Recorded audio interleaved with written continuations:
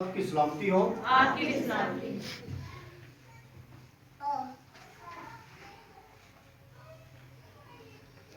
Please आप कैसे हो आप? ठीक है, अब तक सही गुजरा है।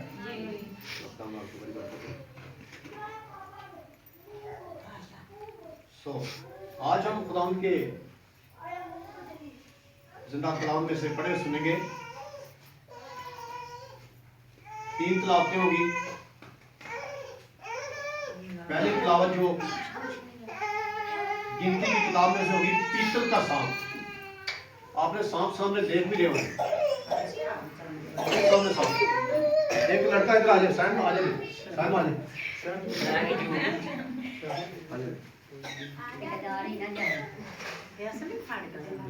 असली मिलना असली है ना खा ले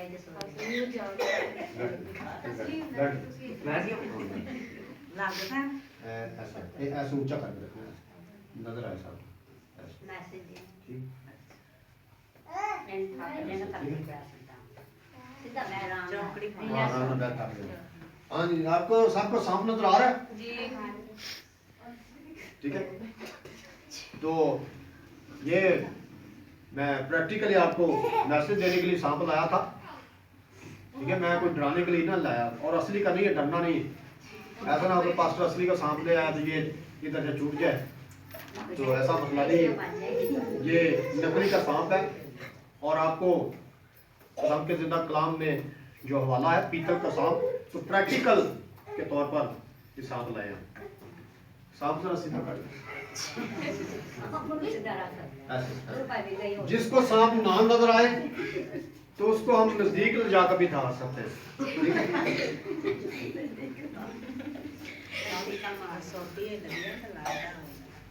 तो मेरे साथ निकालिएगा गिनती की किताब 21 बाब 4 से 9 है। गिनती की किताब 21 बाब 4 से 9 आयत से हम पढ़ेंगे। खुदा के जिंदा कलाम में यूं लिखा है, फिर उन्होंने कोहे हूर से रवाना होकर बहरे कुलजम का रास्ता लिया ताकि मुल्क अदूम के बाहर घूम कर जाएं, लेकिन उन लोगों की जान उस रास्ता से आजज आ गई और लोग खुदा की और मूसा की शिकायत करके कहने लगे, तुम क्यों हमको मिस्र से बियाबान में मरने के लिए ले आए? यहाँ तो ना रोटी है ना पानी, और हमारा जी इस नमकी खुराक से कराहत करता है। तब खुदा ने उन लोगों में जलाने वाले सांप भेजे, उन्होंने लोगों को काटा और बहुत से असरीली मर गए।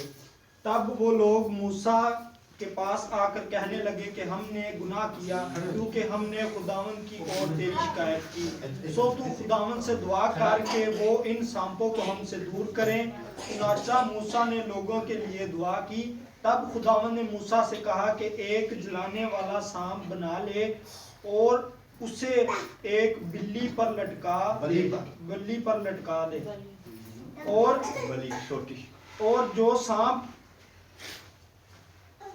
सांप का डसा हो उस पर नजर करेगा वो जीता बच जाएगा। शाम का जिंदा पाक कलाम। आमीन आमीन। सोफी साहब को पता चल गया। पहले आप सब सोच रहे होंगे आज पाजी साहब पता नहीं सांप क्यों लाया है।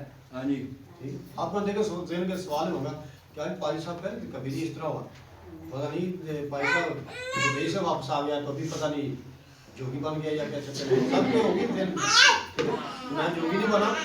ठीक है, तो प्रैक्टिकल के तौर पे आपको समझाने के लिए सांप लाए हैं कि पीतल का सांप। आपको समझ आ गई है कि जब बनी इस्राइल की कौम थी जो वो खुदा और मूसा की शिकायत करने लगे, बुड़बुड़ाने लगे। ठीक है, ये शुरू से ही आदत है बनी इस्राइल की कौम में, ये खुदा पर बुड़बुड़ाते हैं। उस वक्त भी बुड़बुड़ाते थे, अभी भी बुड़बुड़ाते हैं। कोई दुआ हो रही थी तो कहेंगे आज पादरी ने मैसेज बड़ा लंबा दिया है, आज उधर गीत पढ़े जाएंगे।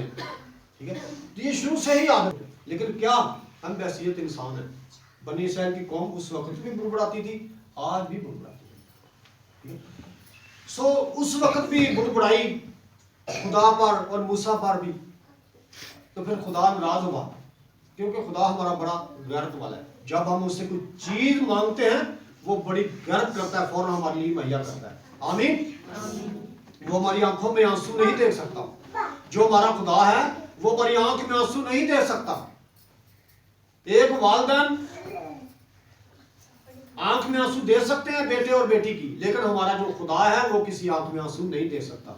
जब हिजकिय्याह बादशाह की मौत आने वाली थी तो वो जार जार रोया, यानी लगातार बार बार रो रहा था, उसकी आंखों में आंसू बह रहे थे।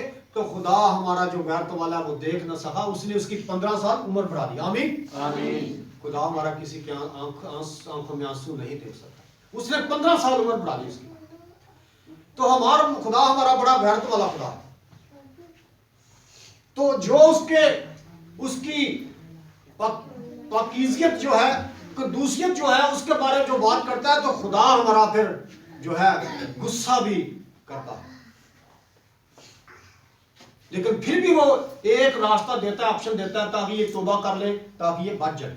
तो खुदा गुस्से में आया तो खुदा ने क्या किया, उनमें मारने वाले सांप भेज दिए, और बड़ी उनमें से जमात में से बड़े लोग जो है वो सांप के डसने में से मर गए।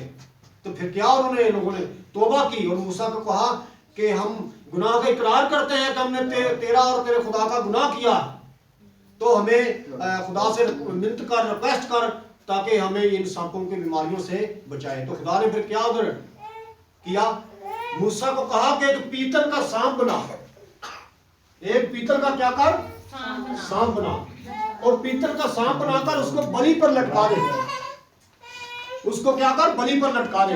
और जो जो सांप से डसा हुआ लोग जान उसे देखेगी तो वो बच जाएगा।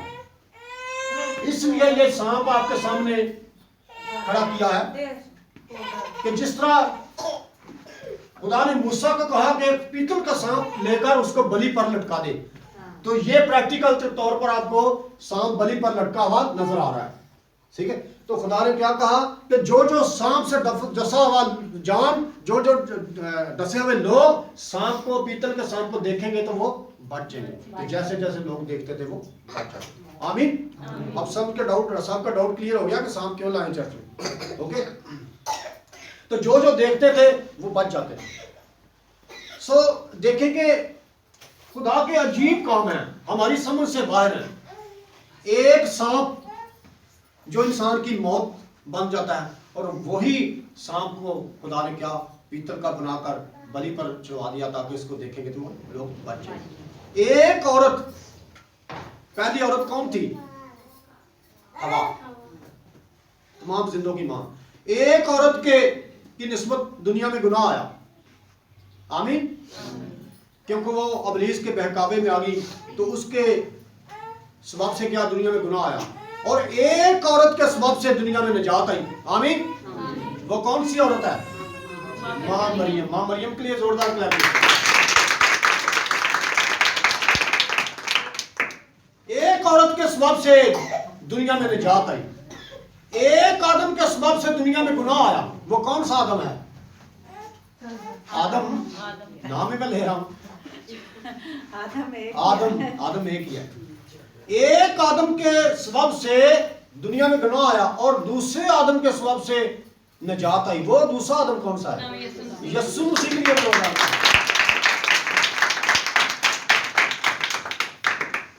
खुदा के अजीब काम है। तो एक्चुअली जो है ये सांप जो खुदा ने उनको बताया कि पीतल का सांप लेकर उसको बलि पर लटका दो, जो जो उसको देखेगा वो बच जाएगा। तो खुदा जो है, खुदा यीशु मसीह की तरफ इशारा कर रहा था कि इब्ने आदम ऊंचे पर लटकाया जाएगा। ये सांप भी ऊंचे पर लटकाया गया था। इब्ने आदम, खुदा यीशु मसीह ऊंचे पर लटकाया जाएगा। जो जो पापी, ये गुनाह, जहर क्या है, ये सांप का जहर है, इसका अबलीस का जहर है। तो जो जो अबलीस से डसा हुआ लोग यीशु को देखेंगे जो ऊपर लटकाया जाएगा, तो वो क्या जीती जान हो जाएगा, बच जाएंगे। सो पढ़िएगा यूहन्ना 3:14। मसीह में आप सबको सलाम। यूहन्ना 3:14। और जिस तरह मूसा ने सांप को बियाबान में ऊंचे पर चढ़ाया, उसी तरह जरूर है कि इब्ने आदम भी ऊंचे पर चढ़ाया जाए, ताकि जो कोई ईमान लाए उसमें हमेशा की जिंदगी पाए। आमीन आमीन आमीन आमीन।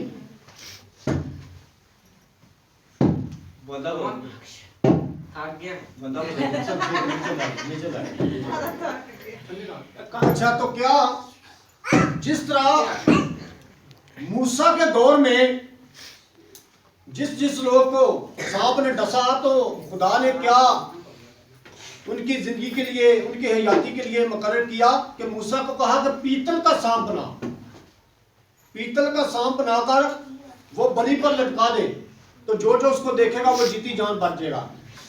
तो इधर आकर खुदा यीशु मसीह को ऊंचे पर चढ़ाया गया, खुदा यीशु मसीह हमारे लिए सलीब पर चढ़ गया, और जो जो अबलीस से डसा हुआ लोग, जो जो जान उसको देखेगी तो वो निजात पाएगी। आमीन। तो खुदा यीशु मसीह सलीब पर दिए गए। जहर क्या है? ये जो अबलीस है, जो इसके काम हैं, जो पाप हैं, ये जहर है। जो जिसको अबलीस ने डस लिया होगा, जिसमें अबलीस का जहर होगा, तो वो यीशु को सलीब पर देखेगा तो वो निजात पाएगा। खुदा के जिंदा कलाम में लिखा है, सलीब का पैगाम हलाक होने वालों के नजदीक तो बेवकूफी है, मगर हम निजात पाने वालों के नजदीक खुदा की कुदरत है। कि जो जो हम ये ईमान रखेंगे कि यीशु मसीह मेरे लिए सलीब पर चढ़ गया, तो उसके लिए क्या खुदा की कुदरत है और हमारे लिए निजात है। तीसरी तिलावत है यूहन्ना 8 बाब और उसकी 28 है। मसीह में आप सबको सलाम।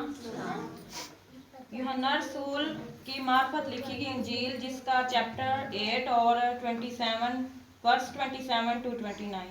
वो ना समझे कि हमसे बाप की निस्बत कहता है। बस यीशु ने कहा कि जब तुम इब्ने आदम को ऊंचे पर चढ़ाओगे तो जानोगे कि मैं वही हूँ और अपनी तरफ से कुछ नहीं करता, बल्कि जिस तरह बाप ने मुझे सिखाया है उसी तरह ये बातें कहता हूँ, और जिसने मुझे भेजा वो मेरे साथ है। खुदा उनका जिंदा कलाम पढ़ा और सुना जाना हम सब के लिए बाइस से बरकत। यदि खुदा यीशु मसीह को खुदा ने हमारे लिए क्या कर दिया? ऊंचे पर चढ़ा दिया, सलीब पर चढ़ा दिया। खुदा के जिंदा कलाम में लिखा है, ये है खुदा का बर्रा जो जहां के ग्राहों को उठा ले जाता है। खुदा यीशु मसीह हमारे गुनाह लेकर सलीब पर चढ़ गया, ठीक है, उस पर गुनाह लादे गए। उसकी जात में कोई गुनाह ना था, वो हमारी खातिर गुनाहगार बन गया, वो हमारी खातिर लानती बन गया। खुदा के जिंदा कलाम में लिखा है कि उस दौर में जिस शख्स को सलीब की मौत दी जाती, वो उसको लानती मौत दी जाती थी। तो खुदा यीशु मसीह जब सलीब पर दिए गए तो लोग उसको देख देकर लानत देते थे कि लानती शख्स है। तो उसने लानत किस लिए कबूल की? मेरे और आपके लिए। आमीन। तो जो जो खुदा यीशु मसीह को देखेगा, उसकी सलीब को देखेगा, वो जो अबलीस का पाप है, जो अबलीस का जहर है, उससे बच जाएगा। जिस तरह खुदा ने मूसा के दौर में कहा कि पीतल का सांप लेकर बलि पर लटका दो, और जो जो उसको देखेगा, अपन लोग उसको देखेगा तो वो बच जाएगा। इसी तरह खुदा ने अपने बेटे यीशु मसीह को भी सलीब पर चढ़ा दिया कि जो उसको देखेगा ऊंचे पर लटकाए गए, तो वो भी अबलीस के पाप से बच जाएगा। आमीन।